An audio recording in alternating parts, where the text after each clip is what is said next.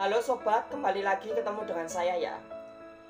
Ada seorang itu bertanya kepada saya tentang Roh Kudus. Saat ini saya akan menjelaskan tentang Roh Kudus. Apa itu Roh Kudus? Dimana di dalam kekristenan, orang-orang Kristen mengenal yang namanya Tritunggal. Ada Allah Bapa, Allah Putra, dan Allah Roh Kudus. Apa maksudnya itu? Masa orang Kristen menyembah tiga Allah? Masa orang Kristen menyembah manusia atau Yesus?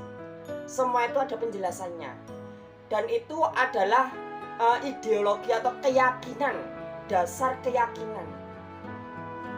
Dimana di dalam kekristenan, orang Kristen tahu pada mulanya adalah firman.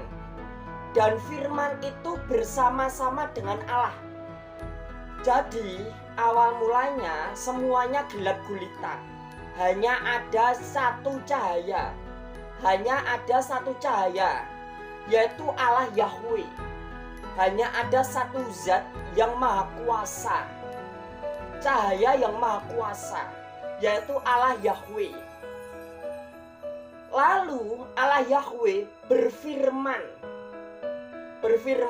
Dan dari firman Allah Yahweh terciptalah sosok Yesus.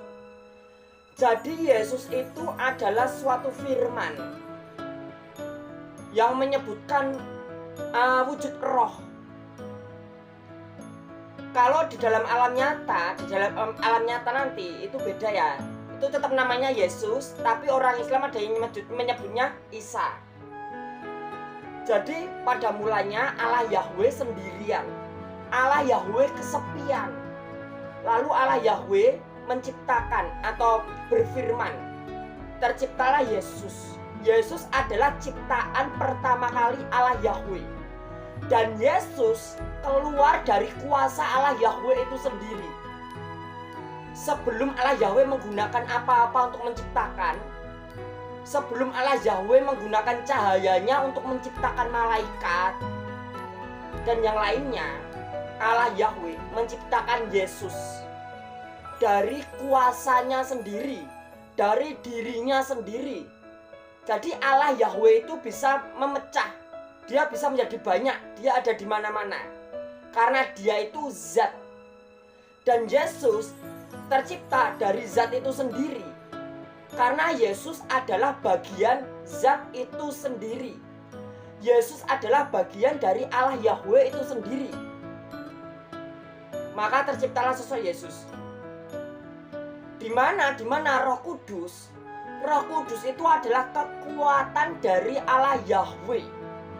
Roh Kudus itu adalah kekuatan dari Allah Yahweh atau kuasa dari Allah Yahweh yang menjalankan segala sesuatu sesuai keinginan Allah Yahweh, sesuai perintah Allah Yahweh, dan sesuai izin Allah Yahweh. Jadi Roh Kudus itu adalah wujud kuasa dari Allah Yahweh. Di mana Allah Yahweh, Yesus Kristus, dan Roh Kudus itu adalah satu kesatuan. Semuanya sama, itu tertuju pada Allah Yahweh. Ketiga-tiganya itu adalah diri Allah Yahweh sendiri. Karena Allah Yahweh itu adalah zat yang maha luhur, dia bisa memecah dirinya menjadi tiga. Sosok Yesus, Allah Yahweh, dan juga Roh Kudus.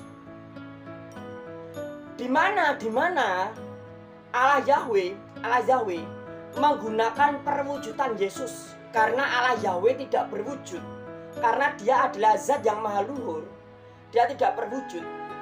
Allah Yahweh menggunakan perwujudan Yesus untuk menciptakan malaikat-malaikat dan para manusia.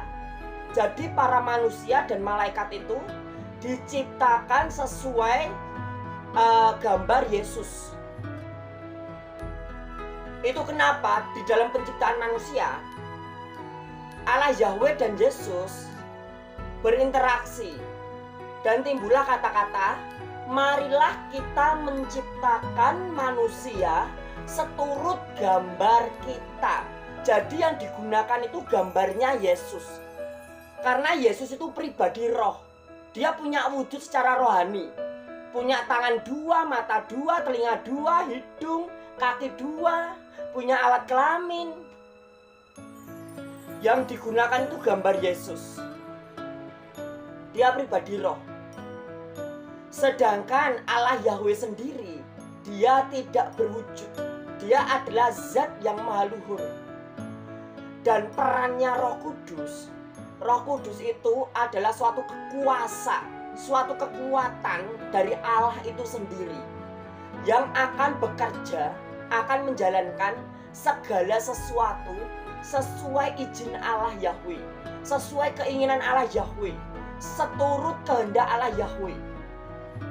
Jadi yang menciptakan manusia yaitu Roh Kudus. Allah Yahweh ingin menciptakan manusia seturut gambar Yesus. Lalu Roh Kudus bekerja, terciptalah sosok Adam. Dan lalu melihat Adam itu kesepian karena dia sendirian. Lalu diciptakanlah Hawa dari tulang rusuknya Adam. Jadi Roh Kudus itu adalah suatu kekuasaan yang bekerja sesuai keinginan Allah. Jadi antara Yesus, Allah Yahweh dan Roh Kudus itu adalah satu kesatuan. Jadi kalau orang-orang bilang manusia seturut kehendak Allah, Allah siapa? Apakah Allah Yahweh punya wujud? Apakah Allah itu punya wujud? Dia adalah zat yang maha luhur. Dia tidak berwujud. Bagaimana Allah menciptakan wajah, menciptakan dua tangan, menciptakan dua kaki seturut gambar Allah, kalau Allah sendiri tidak berwujud? Itu kenapa di dalam Alkitab semuanya sudah tertera, semuanya sudah diberitahukan. Kalau yang digunakan adalah gambar Yesus, Allah Putra. Itu kenapa di dalam Kristen ada sebutan Allah Bapa, Allah Putra, dan Allah Roh Kudus. Kalau orang-orang hanya bilang kita sesuai seturut gambar Allah gitu. Allah siapa? Emang Allahmu berwujud? Katanya Allahmu itu zat yang maha luhur, tidak berwujud. Kok bisa menciptakan kamu sesuai gambar Allah itu sendiri? Jadi yang digunakan itu gambarnya Yesus. Yesus adalah ciptaan pertama kali yang keluar dari diri Allah itu sendiri.